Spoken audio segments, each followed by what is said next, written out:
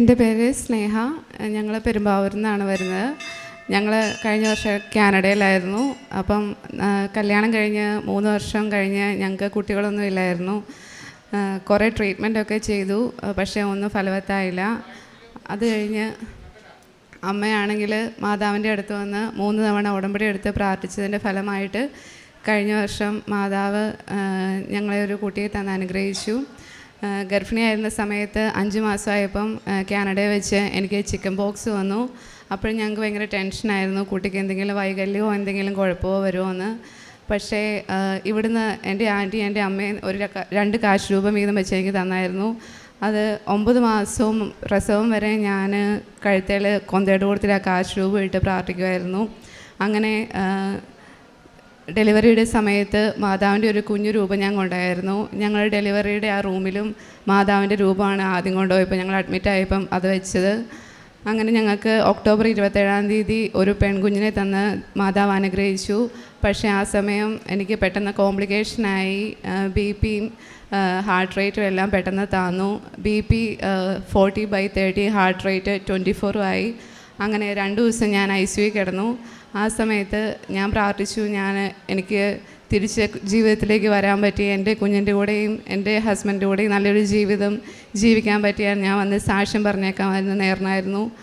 അതിൻ്റെ ഫലമായിട്ട് 2 ദിവസം കഴിഞ്ഞപ്പോഴത്തേക്കും എൻ്റെ BP എല്ലാം നോർമലായി റിക്കവറി ആവാൻ തുടങ്ങി ഞങ്ങൾ.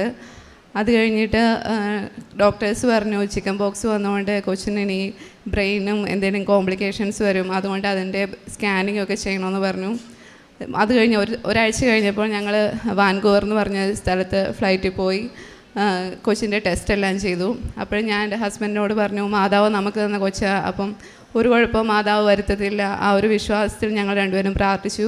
അതിൻ്റെ ഫലമായിട്ട് സ്കാനിങ് റിപ്പോർട്ടും ടെസ്റ്റ് റിപ്പോർട്ടും എല്ലാം നന്നായിട്ട് വന്നു. യാതൊരു കുഴപ്പമില്ലാതെ മാതാവ് കുഞ്ഞിനെ തന്ന് ഞങ്ങളെ അനുഗ്രഹിച്ചു. അവൾക്ക് ഞങ്ങൾ പേരിട്ടേക്കുന്നത് നോറ മരിയ എന്നാണ്. മാതാവിൻ്റെ അനുഗ്രഹമായി ഈ തന്ന കുഞ്ഞിനെ ഞങ്ങൾ ഒരു അപായം നന്ദി പറയുന്നു. അമ്മയാണ് എനിക്ക് പകരമായിട്ട് 3 തവണ ഇവിടെ വന്ന ഉടമ്പടി എടുത്ത് പ്രാർത്ഥിച്ചത്. അമ്മേനെ കൊണ്ടാവുന്ന വിധം ഒട്ടേറെ ആൾക്കാരെ അമ്മ സഹായിക്കുകയും മാതാവിൻ്റെ ഈ സാക്ഷ്യം എല്ലാവരുടെ അടുത്തും അമ്മ പറയുകയും ചെയ്തു. നന്ദി. ഈശോയ്ക്കും മാതാവിനും ഞാൻ വളരെ നന്ദി പറയുന്നു. പരിശുദ്ധ അമ്മയുടെ മധ്യസ്ഥതയിൽ ഇപ്പം ഈ കുഞ്ഞിൻ്റെ ഏറ്റവും പ്രധാനപ്പെട്ട സാക്ഷ്യം പറയുവാനായിട്ടാണ് ഇന്ന് ഈ കുടുംബം ഇവിടെ നിൽക്കുന്നത്. ഏറെ പ്രത്യേകിച്ച് ഇപ്പം നിങ്ങൾ സാക്ഷ്യങ്ങൾ നിങ്ങൾ കേട്ട് പ്രാർത്ഥനയോടെ കേട്ട് വിലയിരുത്തുമ്പോൾ അതിൽ ആവർത്തിക്കപ്പെടുന്ന ഒരു സെൻറ്റൻസ്, ഞാൻ ഉടമ്പടി എടുത്ത ഞാൻ സാക്ഷ്യം പറഞ്ഞേക്കാം എന്ന് പറഞ്ഞ് പ്രാർത്ഥിക്കുന്ന ഒരു ശൈലി ഉടമ്പടി സാക്ഷ്യങ്ങൾ കേൾക്കുമ്പോൾ നമുക്ക് മനസ്സിലാവുന്ന ഒരു ശൈലിയാണ്. അപ്പം അത് പറഞ്ഞതിന് ശേഷം ഇപ്പം അവസാന വാക്ക് ഡോക്ടറിൻ്റെ അല്ല ദൈവത്തിൻ്റെതാണ് എന്നുള്ള ഒരു വലിയൊരു ബോധ്യം നൽകുന്ന ഒട്ടനവധി കുഞ്ഞുങ്ങളുടെ എല്ലാ സാക്ഷ്യങ്ങളും നമുക്ക് ഇവിടെ ഈ അൾത്താരയിൽ പരിശുദ്ധമ്മയുടെ മധ്യസ്ഥതയിൽ സംഭവിച്ച അനുഗ്രഹമായിട്ട് പറയാനിട വന്നിട്ടുണ്ട്.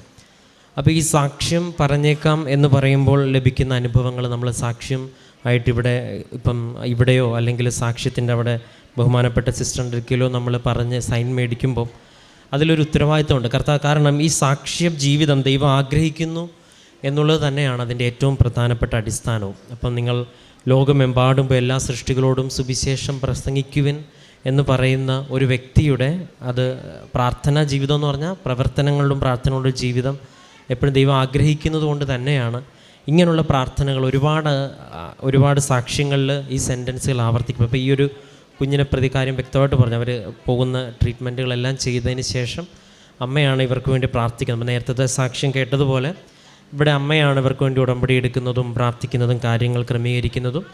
ഇന്നും ആ ഒരു സാക്ഷ്യം പറയാനായിട്ട് ഇന്ന് ഇവർ അവധിക്ക് വന്നതിന് ശേഷം ഇവിടെ അപ്പോൾ ഇങ്ങനെ പ്രാർത്ഥനയിൽ നമുക്ക് ഉത്തരവുണ്ടെന്നുള്ളൊരു ബോധ്യം ഉടമ്പടിയിൽ ലഭിക്കുന്നുണ്ട്. അതിന് വലിയ വലിയ അടയാളങ്ങളും അത്ഭുതങ്ങളിലൂടെ ഈ ഉടമ്പടിയെ, പ്രാർത്ഥനയെ, സാക്ഷ്യം പറച്ചിലിനെ ദൈവം സ്ഥിരീകരിക്കുന്നു. ഏറെ പ്രത്യേകിച്ച് ഈ കുഞ്ഞിനെ പ്രതിയും ഈ കുടുംബത്തിനെ പ്രതിയും നമുക്ക് കരങ്ങളടിച്ച് ദൈവത്തിൻ്റെ നാമം മഹത്വപ്പെടുത്താം. അത്യപൂർവ ദൈവാനുഭവങ്ങൾ ഇനി നിങ്ങൾക്കും സ്വന്തം. ഈ യൂട്യൂബ് ചാനൽ ഇതുവരെ സബ്സ്ക്രൈബ് ചെയ്തിട്ടില്ലെങ്കിൽ ഇപ്പോൾ തന്നെ സബ്സ്ക്രൈബ് ചെയ്യുക. ഈ വീഡിയോ ഇപ്പോൾ തന്നെ നിങ്ങളുടെ സുഹൃത്തുക്കൾക്ക് ഷെയർ ചെയ്തുകൊണ്ട് കർത്താവിൻ്റെ പ്രേക്ഷിതരാകുക.